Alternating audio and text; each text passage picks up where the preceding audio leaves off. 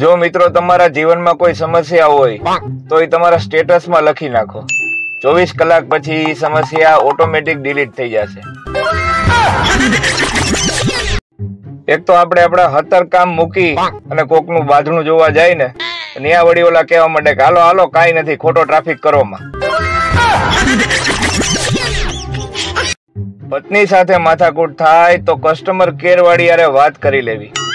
એનાથી ખોવાયેલું માન સન્માન પાછું મેળાનો આનંદ આવશે. પોસ્ટ ઓફિસ કે બેંકે જાવ ને એટલે 2-3 જણા તો એવા નીકળે જ જે પૂછ્યા રાખતા હોય, પેન છે પેન? પત્ની ઘરે ન હોય ને તો ઘર ખાવા દોડે, અને પત્ની ઘરે હોય તો એ મારવા દોડે છે. આજકાલના બાળકોને પરીક્ષામાં આવા માર્ક્સ આવે 99.4, 99.5, 98.2. અમને તો આવા તાવ આવતા. અલગ અલગ મેસેજ કરતી પ્રજાતિ જોવો સાહેબ. હા કેવા વાળા, યસ કેવા વાળા, યો કેવા વાળા, કેવા વાળા, અને છેલ્લે કેવા વાળા. કા પાર્ટી કેમ છે? શું હાલે? હમણાં ઘણા દિવસથી દેખાણા નથી હો. તબિયત સારી ને? આવો ક્યારેક ચા પાણી પીએ તમારા ખર્ચે. અચાનક મોઢા ઉપર ખીલ નીકળે ને એટલે સમજી લેવાનું કે ક્યાંક ફંક્શન માં જવાનું થાતું આવે છે. માંડ એવું લાગે કે બધુંય બરાબર હાલે છે, હવે કાંઈ વાંધો નથી, ત્યાં તો હેન્ડ ફ્રી માં એક બાજુથી સંભળાવાનું બંધ થઈ જાય. ગમે એ છોકરીને પૂછો તો કે અમે તો મોડર્ન જમાનાના છીએ, તો અમે હું કઈ હડપિયા સંસ્કૃતિ માંથી આવી છીએ?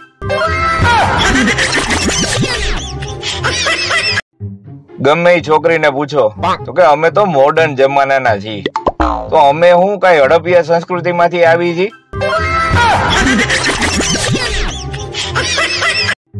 આ દવાના અલગ અલગ નખરા છે. કોક દવાને ખાલી પેટ જોઈ તો કોક દવાને ભરેલું પેટ જોઈ. कभी कभी मेरे दिल में ख्याल आता है कि ख्याल तो दिमाग में आना चाहिए, तो फिर दिल में क्यों आता है? સોસાયટીમાં ચોરી થઈ હતી તો બધા ભેગા થઈને વિચારતા હતા કે ચોરી કરી કોણે હશે. એક ભાઈ બાજુમાં આવી અને હળવેકથી બોલ્યા કે ચોર સિવાય કોઈ ચોરી કરે નહીં.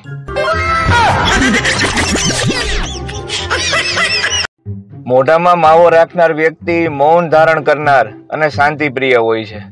માવાનું અમૃત મોઢામાં આવી ગયા પછી એને આ મોહ માયા વાળા સંસારની તમામ વાતો ક્ષુલ્લક લાગતી હોય છે, જેથી તમામ વાતોનો જવાબ ખાલી કરીને આપતા હોય છે. અમુક વાંઢા મોટિવેશનલ સ્પીકર લગ્ન જીવન અને સુખી દાંપત્ય જીવન વિશે બોલે છે, તો એમને એટલું જ કહેવાનું કે પેલા તમે લગ્ન કરી લ્યો, પછી તમારા ઘરના જ તમને મોટિવેશન આપશે.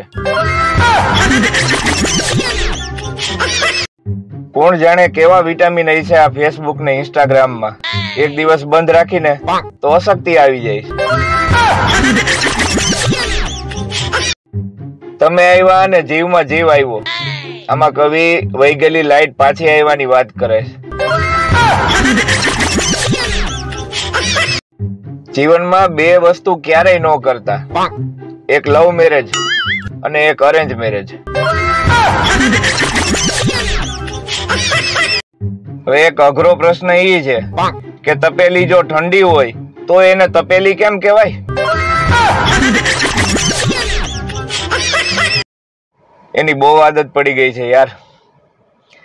એને ન જોઉં ને તો ક્યાંય ગમતું નથી, અને આખો દી એમ જ થાય કે એના વગર નહીં હાલે. છોકરીની નહીં, મોબાઈલની વાત કરું છું. જુનાગઢના વાંધાવને એક મોટો ફાયદો એ છે કે લગ્ન થાય તો ભલે, બાકી સામે સીધો ગિરનાર તો છે જ. ડોક્ટર કમ્પાઉન્ડર ને કહે ત્યાં દર્દીને 5 ઇન્જેક્શન છે નું માર્યું? ઓલો કે સાહેબ એની પાસે 50 રૂપિયા છૂટા નહોતા ને તો 1 ઇન્જેક્શન વધારે મારી દીધું.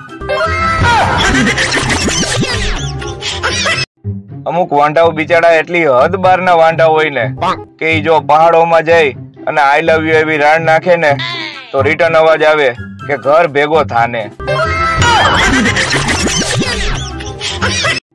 એક અમદાવાદીએ એની ઘરવાળીને ફોન કર્યો કે હું ઓફિસેથી નીકળું છું, તું નાવાનું પાણી ફ્રીજમાં મૂકી દેજે. કિસ્મત, નસીબ, મિલન આ બધા કઈ કુદરતના ખેલ નથી, પણ ગોલાની લારીઓના નામ છે. અમુક સ્ત્રીઓ ચા નથી પીતી કેમ કે એ માને છે કે ચા પીવાથી કાળી પડી જાય. એટલે એવું હોય તો આખો દી પતિનું લોહી પીવો છો તો કેદુની લાલ નો થઈ ગયું હોત. એક બાળકનો જન્મ થયો, એને જોયું કે સામે ડોક્ટર ને નર્સ તો ગાંઠિયા ખાય છે. પછી ઉપર જોઈને બોલ્યો કે ભગવાન પાછો રાજકોટમાં. પેલા આવે પંખો, પછી આવે કુલર, પછી આવે એસી અને પછી આવે બાબુ ફૂ. સાહેબ એટલું બધું મગજ નો દોડાવવું કે દોડતા દોડતા એ એટલું દૂર વયું જાય કે પછી પાછું જ ન આવે. આપણી સૌથી વધારે કદર તો આપણા કપડા કરતા હોય છે સાહેબ. જેવો કબાટ ખોલી કે તરત જ પગમાં પડી જાય. ગાડી મોંઘી 20 લાખની થાય કે 2 કરોડની થાય, પણ ઈ ગાડીને પલારતા કૂતરાને 2 સેકન્ડ જ થાય. હવે લોકોને સુઈ જવાનું મેઇન કારણ નીંદર નથી સાહેબ, પણ મોબાઈલની 5% બેટરી છે. ઘરવાળી કે ઉપરથી બેગ ઉતારી દો ને, હાથ ટૂંકો પડે છે. મેં કીધું જીભડી ટ્રાય કર.